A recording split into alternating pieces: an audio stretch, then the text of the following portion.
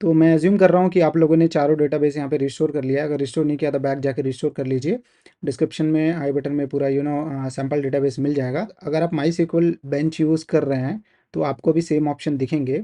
अब यहाँ पे देखिए जैसे कि मैं आपको बता रहा था, मेरे केस में देखिए 4 डेटाबेस है यहाँ पे, HR का, इन्वेंट्री का, इनवॉइसिंग का और स्टोर का। अब इसके अंदर टेबल्स हैं, जैसे कि मैंने आपको पिछली वीडियो में समझाया है, एम्प्लॉयज़ एंड ऑफिसर्स। तो आपको क्या करना है, न्यू क्वेरी विंडो ओपन करना पहले तो। अब मैं यहाँ से एक सेलेक्ट करता हूँ, न्यू क्वेरी विंडो ओपन करता हूँ, तो देखिए हमारा न्यू क्वेरी विंडो आ गया है यहाँ पे। अब यहाँ पे जो पहला कमांड है हमारा, जैसे कि आप लोगों ने पता होगा, सेलेक्ट स्टेटमेंट, मैं यहाँ पे टाइप करता हूँ SCLECT। तो ये जो सेलेक्ट स्टेटमेंट है ये एक सीक्वल कमांड है, इसके लिए हमको ये ब्लू में दिखा रहा है और देखिए कैप्स में दिखा रहा है।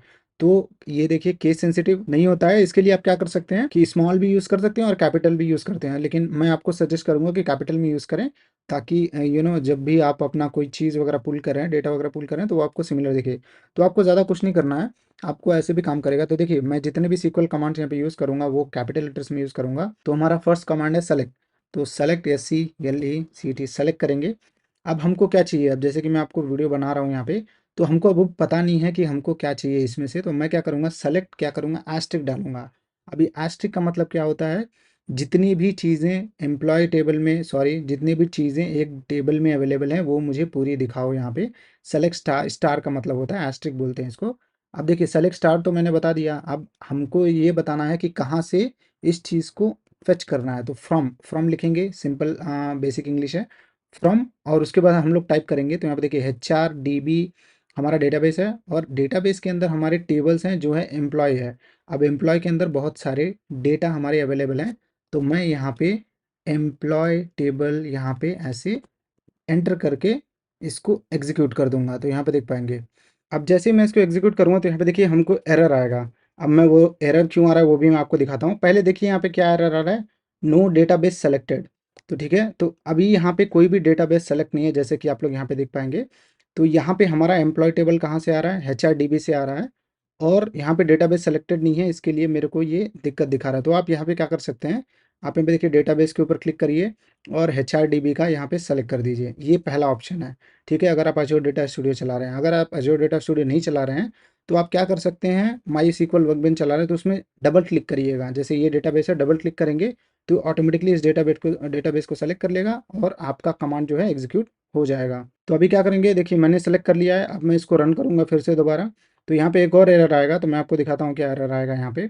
अब देखिए यहाँ पे जैसे सेलेक्ट किया एस्ट्रिक, और उसके बाद देख पाएंगे table HRDB employ not found. आप देखिए यहाँ पे देख पाएंगे मैंने यहाँ पे एक स्पेलिंग यहाँ पे मिस्टेक कर दिया एम्प्लॉयज़, तो मैं यहाँ पे ऐसे एम्प्लॉयज़ डालूंगा, सेलेक्ट करूंगा और इस कमांड को यहाँ पे एग्जीक्यूट करूंगा। अब जैसे एग्जीक्यूट करूंगा तो हमारे जितने भी एम्प्लॉय टेबल में डिटेल्स हैं यहाँ पे देख पाएंगे पूरी एज इट इज़ आ रही हैं। ठीक है, अब यहाँ पे देखिए एक चीज़ और है, अगर मान लीजिए आप माई SQL वर्कबेंच यूज़ कर रहे हैं तो आप क्या कर सकते हैं, एक और तरीका है डेटाबेस को सेलेक्ट करने का। ये एक है हमारा यूज़, और जो भी डेटाबेस नेम है यहाँ पे देख पाएंगे HR, ठीक है, कोलन, सॉरी, _DB। अब ये क्या करेगा, ठीक है, ये इस टेबल को ऑटोमेटिकली सेलेक्ट करेगा, लेकिन उससे पहले आपको यहाँ पे सीक्वल कमांड को एंड करना होगा। तो कभी भी याद रखिएगा, सीक्वल कमांड को एंड करने के लिए आपको सेमी कॉलन देना पड़ता है। तो ये दोनों क्वेरी अलग हो जाती है, नहीं तो आपको एरर आएगा। ठीक है, तो आप इस बात का ध्यान रखें। अभी देखिए मैं इसको यूज़ करूँगा, ऐसे देखिए यूज़ SQL HRDB, तो यहाँ पे देखिए ये जो है हमारा HRDB यहाँ पे ऑटोमेटिकली सेलेक्ट हो जाएगा, और उसके बाद मैं यहाँ पे इस कमांड को सेलेक्ट ऑल करके रन कर दूंगा, तभी भी ये आउटपुट मुझे दे देगा। ठीक है, तो इस तरीके से हमारा सीक्वल कमांड काम करता है। तो मैंने बेसिक चीज़ें मैंने आपको बताया, तो चलिए रिकैप कर लेते हैं। तो सेलेक्ट स्टेटमेंट क्या करता है कि कोई भी चीज़, कोई भी डेटा हमारे टेबल से फेच करने के लिए काम आता है। तो अभी सिंपल सा मैंने सेलेक्ट स्टेटमेंट यहाँ पे आपको दिखाया है, और यहाँ पे देखिए कोलन का आप ज़रूर ध्यान रखें, क्योंकि कोलन जैसे देंगे आप तो ये हमारा जो क्वेरी है वो एग्जीक्यूट होता है और सीक्वल को बताता है कि ये जो लाइन है वो सीक्वल की एंड लाइन है। ठीक है, इस बात को आपको याद रखना है। अभी देखिए सीक्वल कमांड में बहुत सारी चीज़ें हैं। अब देखिए मैंने तो पूरा डिटेल्स यहाँ पे निकाला है। अब देखिए पूरा डिटेल्स निकालने के बाद अभी देखिए एम्प्लॉय आईडी है 33981, इतने सारे एम्प्लॉयज़ आईडी हैं यहाँ पे। अब मुझे क्या करना है, एक पर्टिकुलर एम्प्लॉय आईडी यहाँ पे लेना है। ठीक है, तो मैं यहाँ पे क्या करूँगा, एज यहाँ पे एक और क्लॉज डाल दूंगा। सीक्वल में बहुत सारे क्लॉज होते हैं, मैं यहाँ पे सिंपली एक क्लॉज दिखा रहा हूँ। अब select star from employees where, अब मैं यहाँ पे एक काम करता हूँ, ऑफिस आईडी सेलेक्ट कर लेता हूँ, ऑफिस। ठीक है, office ID is equals to, तो यहाँ पे देखिए इंटीजर वैल्यू है तो मैं यहाँ पे क्या करूँगा 1 डाल दूंगा।